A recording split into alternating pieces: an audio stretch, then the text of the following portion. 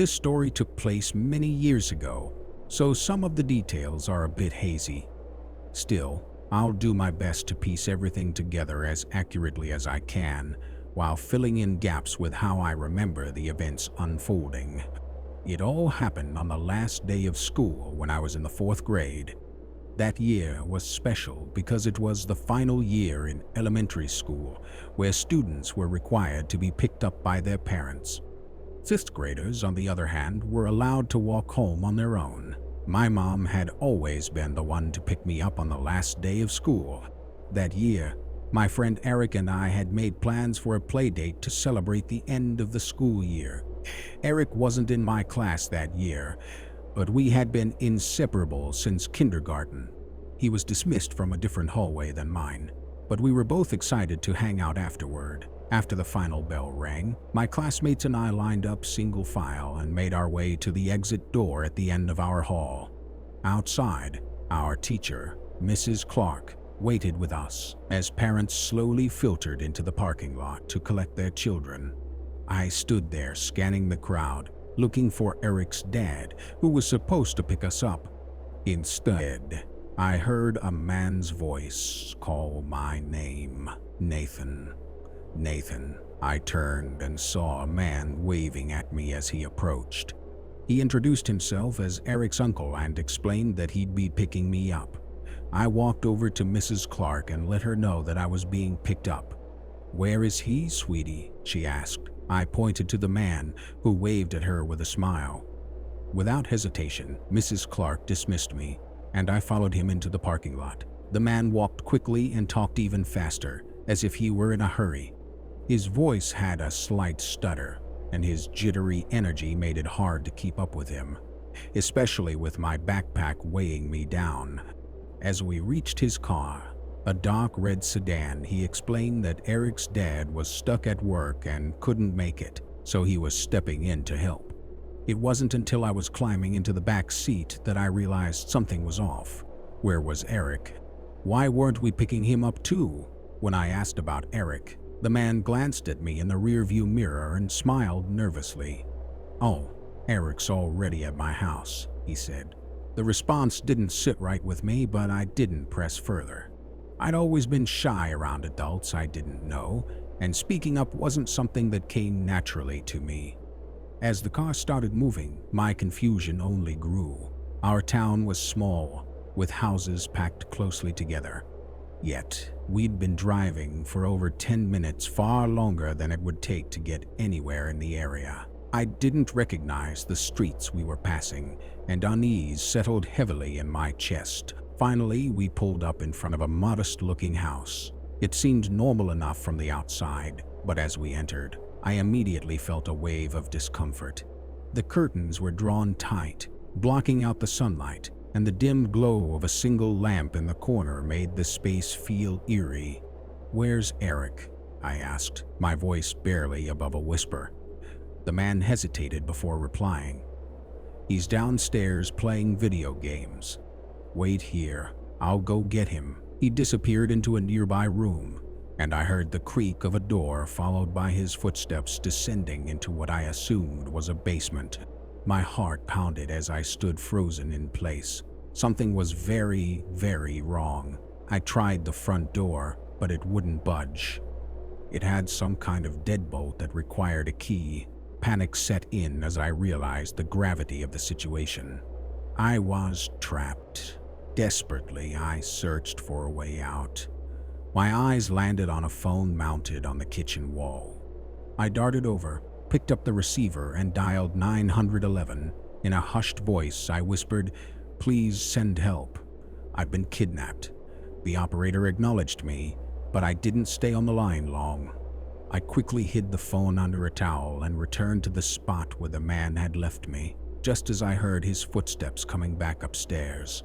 He called my name, asking me to come downstairs.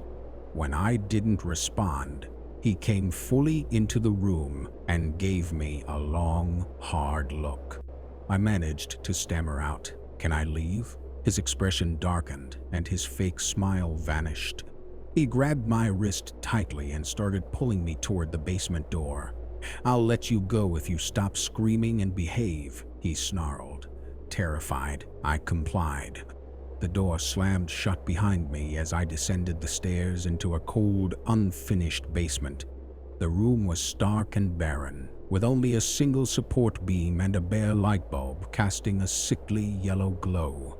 It felt like a place designed for nightmares. Above me, I could hear the man pacing. The floorboards creaked under his weight as he moved around the house. After what felt like an eternity, he called down, asking if I was hungry. I shouted back a shaky no, desperate to keep him out of the kitchen where the phone was hidden. Suddenly, the sound of a doorbell echoed through the house, followed by loud, forceful banging. The police, relief and fear flooded me at once. The man didn't approach the door. Instead, the banging and doorbell ringing continued until I heard an even louder crash, the sound of the front door being forced open. Multiple voices shouted commands as heavy footsteps stormed inside. I screamed for help, banging on the basement door. It flew open moments later, and a police officer grabbed me, pulling me up the stairs and out of the house.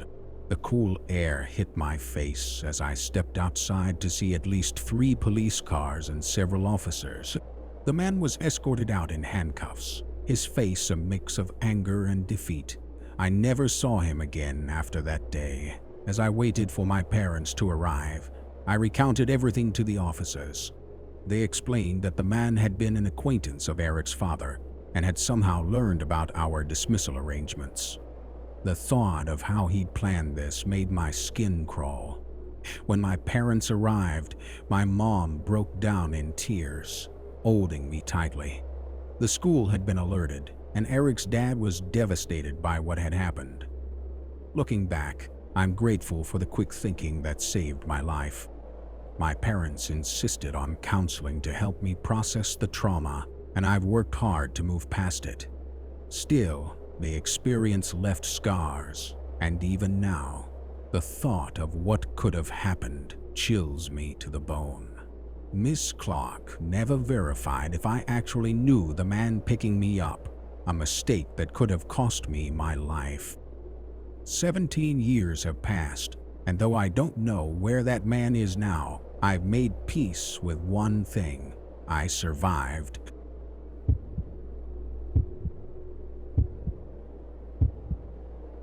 Before moving on to the next story, if this is your first time, make sure to subscribe to our channel and press the bell icon for the next stories. We need your support.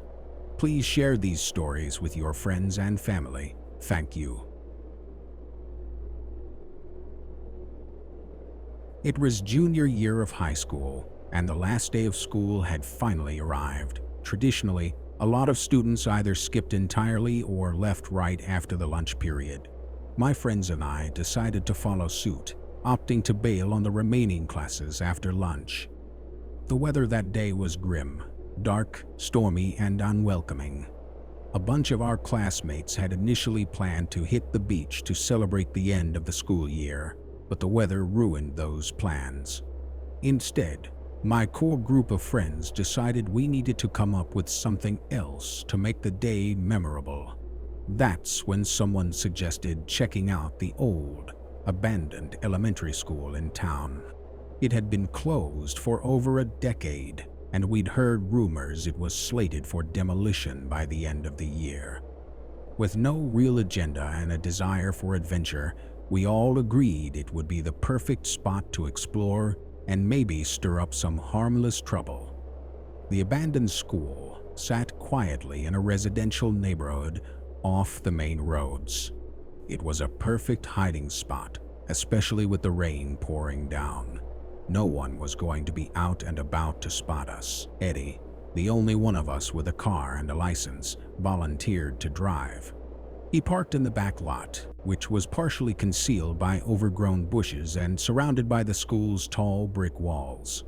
The place looked exactly like you'd expect an abandoned building to look: eerie, weathered, and forgotten. We soon realized, though, that getting in wasn't going to be as simple as walking through an open door. The building was locked up tight, though surprisingly not boarded up. Eddie, always the problem solver, popped the trunk of his car and pulled out a baseball bat. He figured smashing a window would be the quickest way inside. Even in the heavy rain, I felt a wave of nervousness wash over me. What if someone from one of the nearby houses heard the sound of breaking glass? We couldn't help but laugh nervously as Eddie swung the bat against the window with determination. After a few solid hits, the glass shattered, and Eddie used the bat to carefully push away the remaining shards clinging to the frame. Once the coast was clear, he motioned for us to follow him inside. Climbing through the broken window, we found ourselves in what appeared to be an old classroom. The rain pounding against the roof and the distant rumble of thunder added an almost cinematic vibe to our trespassing adventure. Inside, the room was still set up as if students could walk in at any moment. Desks were neatly arranged, and faded decorations still clung to the walls. Judging by the artwork and posters, it looked like this had been a 4th or 5th grade classroom. It was surreal to stand there, imagining the laughter and chatter of kids that had once filled the space. Now, it was just cold, dark, and blanketed in dust, a forgotten relic waiting to be torn down. The entire building was devoid of power, as we had expected. But with the flashlights on our phones, we had enough light to navigate. Even without them, the occasional flashes of lightning and the dim light filtering through the rain-streaked windows offered some visibility. We began wandering the hallways, stopping occasionally to poke around other classrooms. Each one we entered was almost identical, rows of desks, chalkboards, and remnants of a time long gone. As we wandered, our wet shoes squeaked loudly against the linoleum floors, making it impossible to move stealthily. We tried to keep our voices down, though the sheer eeriness of the place made it hard not to let out the occasional nervous laugh or comment. Everything around us was in some state of decay: peeling paint, water-damaged ceilings, and piles of debris that had accumulated over the years. Despite the spooky vibe, we were having fun, joking around and taking pictures. That's when we heard it. A sound echoed through the hallway, faint but distinct. It didn't sound like the thunder outside or the rain tapping against the windows. It was more like a thud, or maybe a shuffle, whatever it was. It froze us all in our tracks. We instinctively turned off our flashlights and stood in silence, straining to listen. When the next flash of lightning lit up the hallway, there was nothing there. We all looked at each other, trying to laugh it off as the building settling, or maybe an animal that had found shelter inside. Convinced it was nothing, we pressed on, though now with a heightened sense of awareness. A few minutes later, we reached an intersection in the hallway. While my friends started down the left corridor, something compelled me to glance back the way we came. My heart nearly stopped. At the doorway of one of the classrooms, something was sticking out. It was just barely visible, but it didn't look like debris or furniture. It almost looked like a person.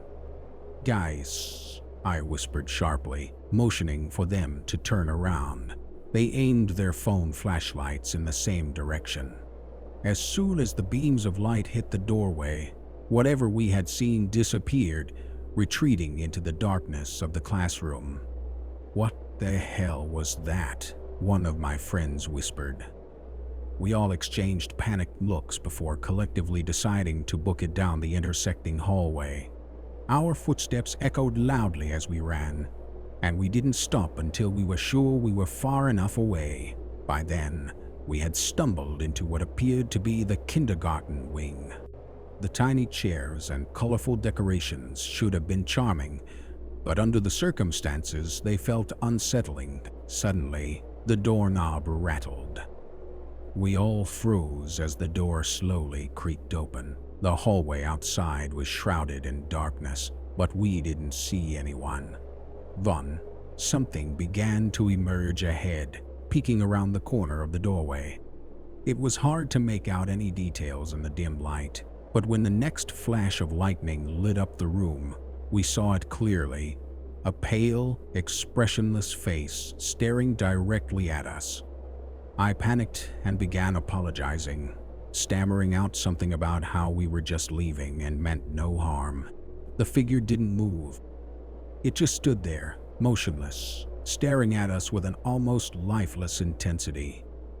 Eddie, always quick on his feet, decided we weren't sticking around to find out who or what this person was. He handed me the baseball bat and began working on unlocking one of the windows. It took what felt like an eternity, but he finally slid it open wide enough to climb through. One by one, we scrambled out into the storm, my heart pounding the entire time. I was the last to go, and before I climbed out, I couldn't resist one final glance back at the doorway. The figure was still there, head tilted slightly, as if watching me leave. Once I was outside, I sprinted to catch up with my friends. We didn't stop running until we were back at Eddie's car. Drenched and out of breath, we piled in, and Eddie wasted no time peeling out of the parking lot. None of us spoke for the entire ride home. The school was demolished later that year, replaced by a park. To this day, we have no idea who or what we encountered that night. Maybe it was a worker or a squatter. Maybe it was something else entirely. Whatever it was, it left us with a story we'll never forget.